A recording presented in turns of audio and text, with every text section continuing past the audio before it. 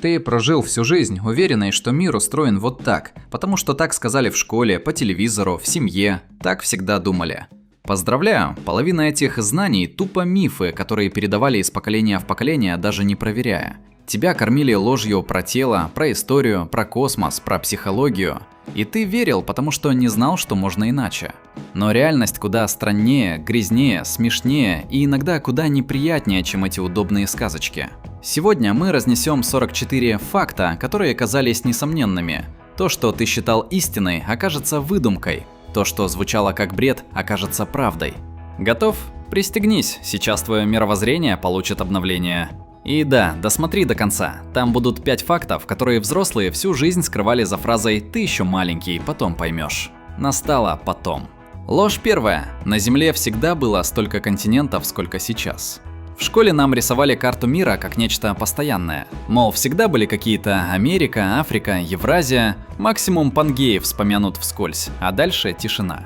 И создается иллюзия, что Земля стабильна, как глобус на учительском столе. В реальности наша планета — это гигантский транспортер, движущий горные хребты, ломающий материки и опускающий их на дно, как в трэш-шутере. Континенты разрывались на куски, сшивались в новые конструкции, исчезали целиком, уходя под воду, появлялись заново, как огромные вулканические платформы. За последние 3 миллиарда лет Земля пережила минимум 5 глобальных сборок суперматериков, и Пангея была только одной из них. То есть тектоника — это не случайное движение, это регулярное дыхание планеты. Сегодняшняя карта мира всего лишь один кадр из фильма длиной в вечность. Ложь вторая. Молния всегда бьет в самое высокое место. Логика простая. Молния тянется к самому длинному объекту. Так нас учили, так снимают кино, так думают почти все. Но настоящие молнии, им вообще все равно. Они выбирают не высоту, а маршрут, где воздух проводит электричество лучше всего. Из-за этого молния может ударить в низкий куст рядом с высоченной сосной, шарахнуть в середину поля, где нет вообще ничего, попасть в воду, минуя высокие объекты вокруг. Причина в микрочастицах, влажности и лестнице лидеров. Сотни невидимых разрядов простреливают воздух во всех направлениях, пока дим не найдет идеальный путь вниз.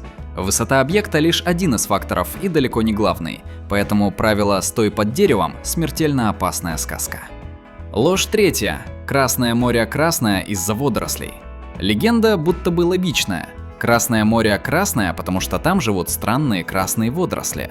Звучит убедительно и полностью неверно. Побережье Красного моря окружено пустынями, богатые железом породы растираются в пыль, которую ветра несут в воду. И эта пыль по-особенному рассеивает солнечный свет, создавая ощущение красноватого оттенка. Да, иногда там действительно цветет сино-зеленая водоросль Триходезмиум эритреум, но это не главная причина цвета. Море называется красным скорее по древним навигационным традициям, чем из-за реального окраса.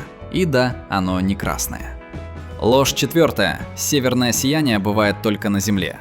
Мы привыкли думать, что сияние — это такая наша фишка, как полярные медведи или норвежские фьорды. Но в космосе эта красота вообще не редкость. Северные сияния вспыхивают на Юпитере, достигая размеров несколько земель, пляшут на Сатурне, создавая кольцевые дуги, фиксируются на Марсе, хотя у него почти нет магнитного поля. Причина проста. Сияние — это пляска заряженных частиц в любой атмосфере под магнитным полем. Земля не уникальна, мы просто единственные, кто успел это снять на камеру красиво. Ложь пятая. Вода всегда кипит при 100 градусов. Если верить учебнику, кипение начинается строго на 100. Но физика любит смеяться над школьными догмами. В зависимости от давления вода может кипеть при 60 градусов в горах или в лабораторном вакууме, при 150 градусов и выше, в закрытых емкостях или глубоко под землей. А в космосе вода вообще начинает вскипать и замерзать одновременно, потому что давление падает мгновенно, и молекулы ведут себя как безумные. 100 градусов — это не правило, это просто удобная фиксация для уровня моря. Все остальное куда интереснее. Ложь шестая. Все звезды белые или желтые. С детства нам показывали правильные звезды, белые точки на темном фоне. Максимум желтый солнце-пупс. И кажется, что космос — это черное небо, посыпанное одинаковым бисером. Но большая часть звезд — красные карлики, настолько тусклые, что мы их не видим без приборов. И не просто красные, а целый спектр от вишневых до бархатно-алых тонов. Если бы наши глаза были чувствительнее, мы бы увидели. Космос не черно-белый, а многоцветная неоновая витрина, где доминирует красный. Солнце — редкое исключение, а вовсе не типичный представитель. Ложь 7. Ничто в космосе не может замерзнуть мгновенно. Популярная картинка – бедолага-астронавт, который медленно замерзает в космическом вакууме. Но реальность намного драматичнее. Маленькие объекты в космосе теряют тепло почти моментально. Вакуум не проводит тепло, и все, что может, объект начинает испарять энергию излучением. Мелкие частицы и жидкости действительно замерзают за доли секунды. Да, большие тела охлаждаются дольше, но микрочастицы превращаются в ледяные кристаллы практически мгновенно. Космос работает как суперхолодильник. Бесшумный, быстрый, беспощадный. Ложь 8. Ледники тают только сверху. Все знают картинку. Солнце жарит сверху, лед плавится сверху вниз. Но природа – тролль. Она делает наоборот. Современные исследования показывают, самая быстрая потеря льда происходит снизу, где теплая океанская вода подмывает ледники, как мостовые опоры. Поэтому даже в холодные годы огромные пласты могут рушиться снизу вверх, будто кто-то подпиливает их тайком. Ледники – это не статичные глыбы, это живые реки льда, которые текут, сжимаются, проламываются и исчезают не там, где мы ожидаем. Ложь 9. Кости состоят из твердого кальция. Фраза «кальций укрепляет кости» превратилась в убеждение, что сами кости – это монолитный белый камень. На деле кость – это живой, постоянно перестраивающийся орган, а не кусок мела. Основа кости – коллагеновая матрица, эластичная и гибкая, как очень плотная резина. А минералы – кальций и фосфат, которые придают твердость – всего лишь кристаллы, заполненные внутри решетки коллагена. Если убрать минеральную часть, кость станет гнущейся, как резина. Если убрать коллаген, она рассыплется, как хрупкий кирпич. Кость – это сложная живая архитектура, а не кальциевая статуя. Ложь 10. Для ровной осанки нужно просто больше держать спину прямо. Сотни мотивационных картинок обещают идеальную осанку, если просто втянуть живот и расправить плечи. Но тело – это не вешалка, которую можно подвинуть руками. Осанка формируется глубокими мышцами, суставами, привычками движения и даже состоянием нервной системы. Попытка насильно выпрямиться вызывает повышенное напряжение, и спустя минуту тело снова складывается в знакомую позу. У осанки есть настройки по умолчанию, сформированные слабостью стабилизаторов, образом жизни, дыхательными паттернами, стрессом. Исправить осанку можно, но не приказом «стой ровно», а работой с телом, дыханием и движением. Ложь 11. Мозг выключается во сне. Самая абсурдная фантазия о человеческом теле. Во сне мозг не отдыхает, он работает даже активнее, чем днем. В фазе быстрого сна активность коры сопоставима с бодрствованием. Мозг сортирует информацию, укрепляет память, перезапускает эмоциональные центры, регулирует гормоны, чистит клетки от отходов при помощи глимфатической системы. Если бы мозг выключался, мы бы не просыпались. Ложь 12. Все люди потеют одинаково. Потовые железы – это личная биологическая подпись. У одних их 2-3 миллиона, у других меньше половины. Количество, плотность и химический состав пота отличаются настолько, что это влияет даже на запах, реакции на жару и выносливость.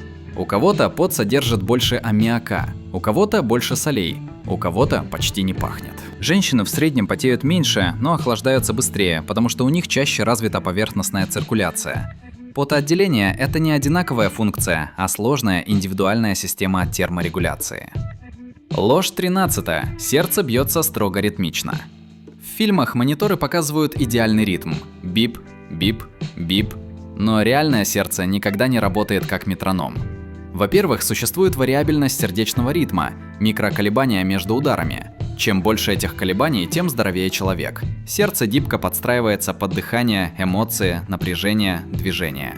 Во-вторых, сердце – это электрическое чудовище, которое реагирует на все, от объема воздуха в легких до мыслей. Совершенно ровный ритм не признак здоровья, а признак аппарата ИВЛ или монитора. Ложь 14. Нос нужен только для дыхания. Нос – это технологический центр версии био. Он фильтрует воздух лучше любого респиратора, согревает и увлажняет его, убивает часть бактерий, формирует голосовой тембр, участвует в терморегуляции мозга, влияет на давление, сон и даже гормоны. Когда человек начинает дышать ртом, он фактически отключает половину системы здоровья. Нос – это биологическая климатическая станция, а не просто дырка для воздуха. Ложь 15. Рост человека фиксирован навсегда. Кажется, что рост – это цифра из паспорта, но тело динамичнее. Позвоночник в течение дня проседает на 1-2,5 см, а после сна снова вытягивается. Утром вы буквально выше, чем вечером. Диски наполнены жидкостью, давление внутри их выше. С возрастом изменения тоже не фиксированы. Рост уменьшается не потому, что кость усыхает, а из-за снижения плотности дисков, мышечного тонуса и постуральных изменений. Рост не статичная характеристика, а показатель состояния позвоночника, гидратации и мышечного баланса. Ложь 16.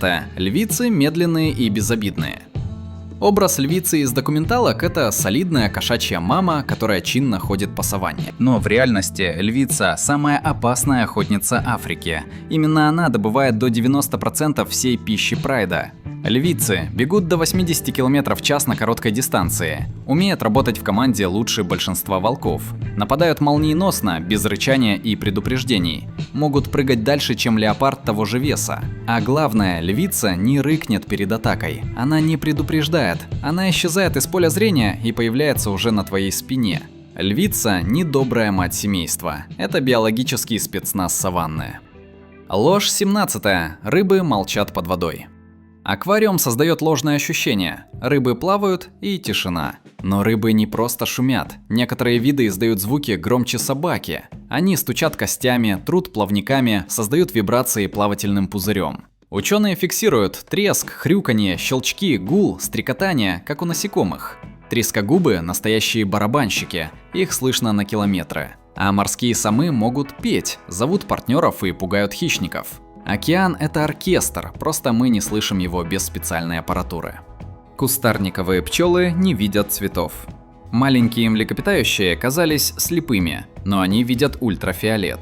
Цветы, которые даже ночью кажутся человеку серыми, для них сияют как неоновые вывески. Пчелы используют УФ-отражение, чтобы находить нектар, ориентироваться в лесу, отличать опасные растения от съедобных. Это делает их зрение круче человеческого. Мы даже представить не можем, как для них выглядит ночь. Она полна подсветок, знаков и скрытых ориентиров. Ложь 19. Волк воет на Луну. Один из самых живучих символов. Но волки не воют на Луну. Они воют вверх, чтобы звук шел дальше. Вой поднимают над землей, потому что так звук проходит до 10 километров. Легче собрать стаю, проще предупредить чужаков, эффективнее звать партнера. И в полной темноте волки воют ничуть не меньше, чем при полной луне. Луна тут только фотогеничная декорация. Ложь 20. Медведи впадают в спячку, как в комиксах. Легли и спят до весны. Картинка из детской книжки никак не отражает реальность. Медведи не спят. Их состояние называется торпор. Это не сон, а глубокая экономия энергии. В торпоре температура тела падает на несколько градусов, но не до холодного состояния. Дыхание замедляется, но не исчезает. Медведь может проснуться в любой момент, если услышит угрозу или почувствует запах. Они могут менять логово, двигаться и даже защищаться. То есть зимующая спящая Машка – это миф. На самом деле это живой танк на минимальных оборотах, а не мягкая игрушка. Ложь 21. Страусы прячут голову в песок. Этот миф – заслуга художников 19 века и старых мультфильмов. Страусы не прячут голову, они ложатся низко, чтобы стать куском земли. Причины поведения: маскировка от хищников, контроль за яйцами, они переворачивают их клювом прямо на земле, ориентация по вибрациям, они слышат шаги через грунт. Погрузить голову в песок страус физически не может, дыхание нарушится, а мышцы шеи не рассчитаны на такое положение. Страус не трус, он тактический мастер выживания. Ложь 22. Фантастические убийственные растения существуют в природе. Газетная истерия 19 века придумала маньячных растений. Деревья удавки, кусты, растворяющие плоть, лозы, которые гоняются за человеком. Реальность намного скучнее и куда умнее. Опасные растения есть, но не такие. Ядовитые кустарники вызывают галлюцинации. Деревья сбрасывают токсичную пыльцу. Лианы могут опутать человека, но не двигаются сами. Некоторые виды выпрыскивают едкий сок, но не питаются мясом. Все истории про растения-убийц – журналистские фейки времен, когда газеты конкурировали кликбейтом еще до интернета. Ложь 23. В средневековье люди жили по 30 лет. Это идеальный пример того, как статистика превращает эпоху в карикатуру. Средняя продолжительность жизни в средневековье действительно была около 30-35 лет. Но эта цифра вводит в заблуждение, потому что топила вниз статистику детская смертность. Если человек доживал до 12 и 14 лет, он обычно доживал и до 60-70. Мастера, купцы, клерики, даже крестьяне. Масса захоронений доказывает нормальную пенсионерскую старость. Средневековье не мир, где все умирали в 29. Это мир, где много детей погибало, а взрослые жили вполне долго. Ложь 24. Викинги сжигали всех умерших на кораблях. Кадры из фильмов закрепили этот образ в сознании. Лодка, факел, огонь, эпичный саундтрек. В реальности погребение на корабле – это редчайший ритуал, доступный только элите. Большинство умерших викингов закапывали в землю, сжигали в обычных погребальных кострах, помещали в курганы, где оружие клали рядом, а не сжигали. Сожжение на ладье – это как госпохороны уровня президента, а не бытовая практика. Ложь 25. Римские гладиаторы дрались до смерти каждый бой. Фильмы показывают сплошную резню, но гладиатор – это дорогостоящая инвестиция, как спортивная звезда. Тратить спортсмена на один бой – экономическая глупость. Статистика показывает, большинство боев заканчивались не смертельно, а сдачей или остановкой по решению редактора, организатора шоу. Гладиаторы были профессионалами, которых кормили, лечили и тренировали. Убивать их было накладно и бессмысленно. Ложь 26. Пираты закапывали сокровища на островах. Ни одна археологическая экспедиция не нашла классический сундук с золотом. Пираты не закапывали сокровища, они их тратили моментально. На ром, корабли, ремонт, женщин, оружие. Спрятанные клады – литературная выдумка 18 века, популяризированная романами. Пираты жили одним днем и не планировали будущего настолько, чтобы устраивать банковские ячейки в песке. Ложь 27. Сфинксу отбили нос наполеоновские солдаты. Легенда появилась из-за рисунков 19 века, но есть проблема. Еще до экспедиции Наполеона путешественники описывали сфинкса уже без носа. Настоящая причина – религиозный фанатик 14 века, который считал изваяния идолами и пытался их разрушить. Солдаты тут ни при чем. Ложь 28. Викинги каждый день молились и ничего больше не делали. Создан образ суровых бородатых мужчин, фанатично молящихся Одину, будто они живут в культе 24/7. Реальность: викинги были инженерами, торговцами, навигаторами, фермерами, ремесленниками, дипломатами и только иногда воинами. Флипы между берсерком и мирным фермером – это не фантазия, это быт Скандинавии. Ложь 29. Большинство средневековых замков подлинные. Туристы любят рассматривать замки и думают, что все эти стены видели рыцарей. Но почти все замки, которые мы видим сегодня, это реставрации 19-20 века, часто перестроенные в романтичном стиле. Старинные стены заменяли бетонными усилениями, новыми башнями, декоративными зубцами, окнами в стиле псевдоготики. Подлинные замки были проще, мрачнее и далеко не такими сказочными. Ложь 30. Люди всегда измеряли время часами и солнцем. Часы – относительно недавний инструмент. Большинство древних цивилизаций измеряло время по звукам, событиям и работам, а не по стрелкам. Например, в Риме использовали временные часы, где длина часа зависела от сезона. На Руси время считали петухами, колоколами, тенью предметов, в Египте по разливам Нила, у германцев по расстоянию, которое успел пройти человек. Строгий часовой режим появился только с развитием фабрик и точных механизмов. Ложь 31. Древние шлемы надежно защищали голову от мечей.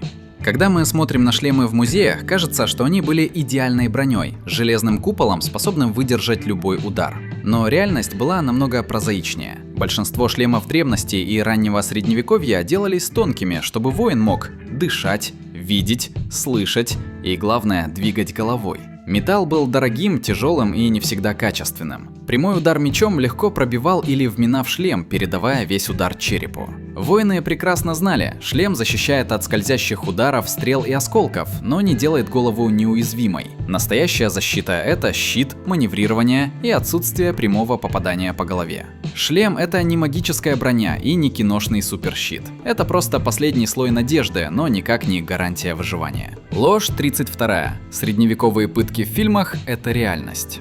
Кино сформировало образ средневековья как эпохи кровавых пыток. Но большинство устройств, которые мы видим в музеях пыток, подделки 19 века, созданные для привлечения туристов. Настоящие пытки, да, они существовали, были гораздо менее театральными, не такими технологичными, чаще представляли собой удержание, подвешивание, изоляцию, лишение сна. Адские шипы, железные девы и растяжки с шестеренками – это продукции викторианского маркетинга. Ложь 33. Микроволновка делает еду радиоактивной. Микроволновку до сих пор боятся как маленький Чернобыль на кухне. Не стой рядом, надышишься радиацией, после микро еда опасная и так далее. На самом деле микроволновка вообще не связана с радиоактивностью. Радиоактивность – это когда ядро атома распадается и выпускает частицы. Микроволны – это просто радиоволны определенной длины, примерно как у Wi-Fi, только другой частоты. Что делает микроволновка? Она заставляет молекулы воды в продукте колебаться быстрее, и от этого еда греется. Никакие ядра не распадаются, никакие лучи смерти не впитываются в суп. Как только ты выключил печь и достал тарелку, микроволновое излучение прекратилось прямо в тот же момент. Внутри еды не остаются лучи, так же как после солнца в тебе не остается кусок солнца. Боятся микроволновки примерно как боятся чайника, потому что он нагревает воду подозрительным способом. Ложь 34. Пить лед вредно, он замораживает желудок. Классика. Не глотай лед, подожди пока растает, застудишь желудок, заработаешь язву. Звучит грозно, но физиология человека смотрит на это и смеется. Во-первых, лед тает буквально за секунды после попадания в рот и пищевод. Желудок – это теплая, хорошо кровоснабжаемая мышца, а не морозильная камера. Чтобы реально заморозить желудок, тебе пришлось бы проглотить пару килограммов сухого льда, и то сначала умрет все остальное. Во-вторых, желудок постоянно контактирует с вещами куда агрессивнее. Соляная кислота, ферменты, спирт, острые специи. Небольшой кусок льда для него, как легкий освежающий бриз на фоне кислотного дождя. Проблемы с желудком вызывают бактерии, повреждения слизистой, хронический стресс, некоторые лекарства, но точно не кубик льда из газировки. Ложь 35. Кондиционер сушит воздух. Фраза «кондиционер сушит воздух» звучит как диагноз. Люди ставят тазики с водой и увлажнители от кондиционера. На самом деле все происходит наоборот. Воздух высушивает сам себя, а кондиционер просто охлаждает. Когда воздух остывает, его способность держать влагу падает. Часть воды конденсируется на холодных поверхностях, в том числе на радиаторе кондиционера, и кажется, что именно он забрал влагу. Но кондиционер не высасывает воду из воздуха, он просто меняет температуру, а влажность подстраивается по законам физики. Плюс, современные системы климат-контроля часто имеют режим осушения, но это осознанная функция, а не дефект. То, что мы называем сухо от кондиционера, это не вредная магия техники, а обычная физика. Прохладный воздух равно менее влажный воздух. Ложь 36. Пластиковые контейнеры обязательно выделяют токсины.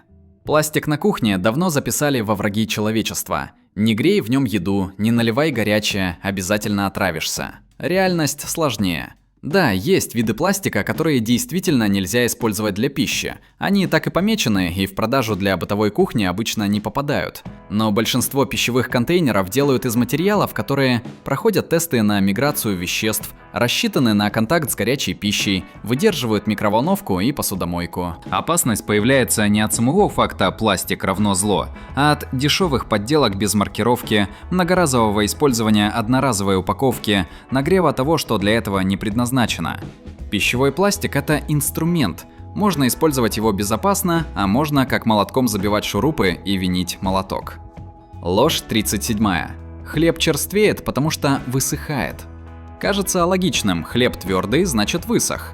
Но если положить свежий хлеб в герметичный пакет, он все равно станет черствым, хотя влага никуда не исчезнет. Хлеб черствеет из-за перестройки крахмала. Когда батон печется, крахмал в мякише распухает и образует мягкую воздушную структуру. Потом при охлаждении и хранении молекулы крахмала начинают снова кристаллизоваться. Вот тогда мякиш становится жестким, уплотняется и крошится. Воды в хлебе может оставаться столько же, но она уже заперта внутри кристаллической решетки.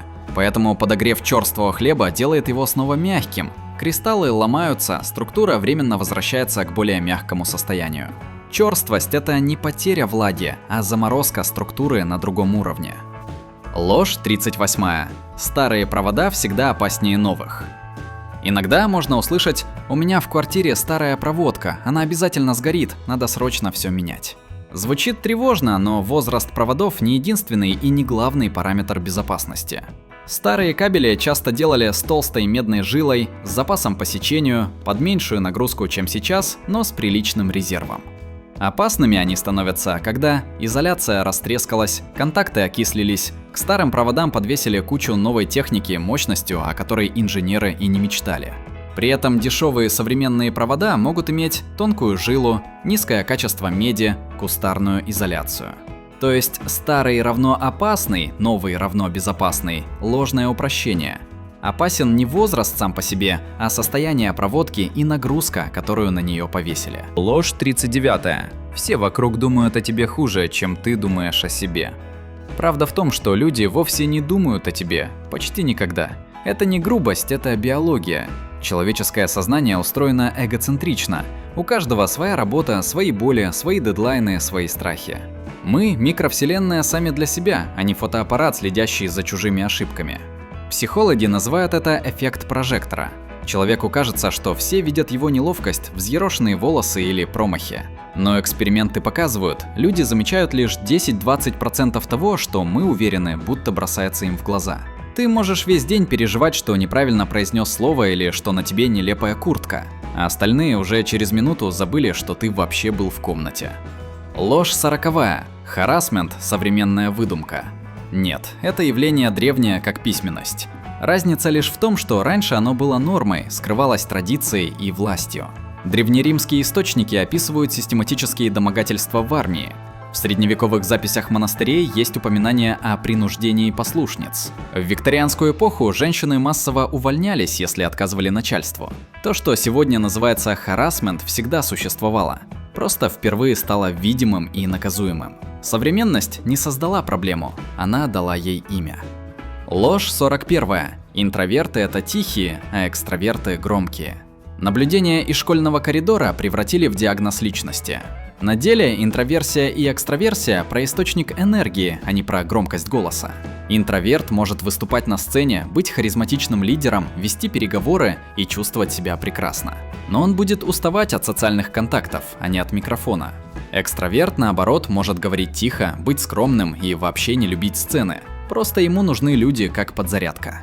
Громкость – навязанный тип личности. Это просто стиль общения, а не встроенная прошивка мозга. Ложь 42. Мотивация приходит перед действием.